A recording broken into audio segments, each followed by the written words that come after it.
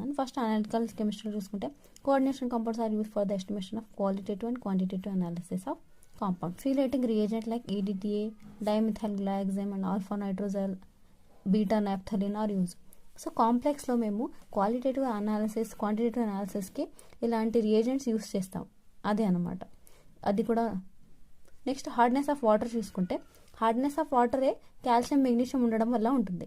So ఇలా చీలేటింగ్ reagent అంటే sodium EDTA use చేసి ఇలా వాటర్లో యూస్ చేస్తే సోడియం అనేది బయటకు వెళ్ళిపోయి మెగ్నీషియంతో కాల్షియంతో ఫామ్ అయ్యి కాంప్లెక్స్ మాకు హార్డ్నెస్ ఆఫ్ వాటర్ ఎంత ఉందో అనేది చెప్తుంది.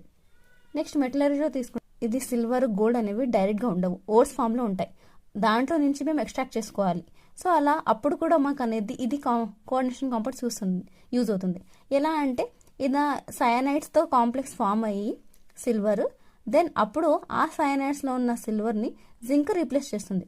అలా రీప్లేస్ చేసి మాకు అనేది సిల్వర్ అనేది వస్తుంది. నెక్స్ట్ ప్యూరిఫికేషన్ ఆఫ్ మెటల్స్లో ప్యూరిఫికేషన్కి కూడా ఇదే యూజ్ చేస్తాం. సో నిక్కిల్, ఐరన్ ఇక్కడ చూడండి. సో టెట్రాసైనో నిక్కిల్కి ఇలా నిక్కిల్ అండ్ దెన్ 4CO అనేవి సపరేట్ అయిపోయింది. సో నిక్కిల్ అనేది ప్యూర్ ఫామ్లో మాకు అనేది వస్తుంది. సో దీన్ని మాన్స్ ప్రాసెస్ అని అంటాం.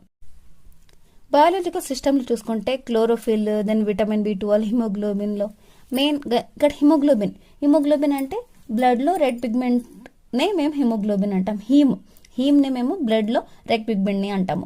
అది ఏం చేస్తుందంటే టు క్యారీ ఆక్సిజన్ని క్యారీ చేస్తుంది. సో ఇలాంటి హీమ్ కాంప్లెక్స్లో మెయిన్ ఉండేది ఐరన్. ఇది వచ్చేసి coordination compounds. Okay, so Fe+2 ఇక్కడ చూస్తున్నారా, హీమ్ B కాంప్లెక్స్లో మెయిన్ ఏముంటుంది Fe+2 అయాన్స్.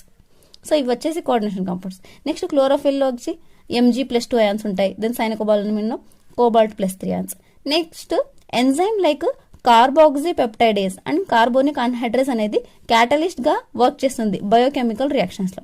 నెక్స్ట్ ఇండస్ట్రీలో తీసుకుంటే క్యాటలిస్ట్ ఉంటాయి కదా ఇండస్ట్రీలో, అంటే ఏది తీసుకుంటే ఫర్ ఎగ్జాంపుల్ ఇక్కడ Wilkins and catalyst BPH3 and Clతో బాండ్ అయి ఉంటుంది రోడియం యొక్క కాంప్లెక్స్. సో ఇది వచ్చేసి హైడ్రోజనేషన్ ఆఫ్ ఆల్కిన్స్లో యూజ్ అవుతుంది.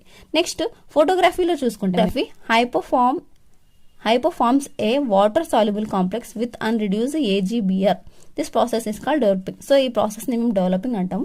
ఏమవుతుందంటే ఫిల్మ్ పైన అనేది AgBr ఉంటుంది, దాన్ని రిమూవ్ చేయడానికి ఇది యూజ్ అవుతుంది ఫోటోగ్రఫీలో.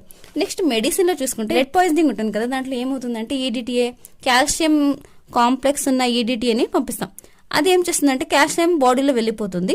సో కాల్షియం యూస్ఫుల్ కాబట్టి ఏం హార్మ్ఫుల్ ఉండదు. సో కాల్షియంలో అది వెళ్ళిపోయి బాడీలో లెడ్ అనేది EDTAతో ఫామ్ అవుతుంది కాంప్లెక్స్, అలా ఫామ్ అయ్యి బయట వచ్చేస్తుంది.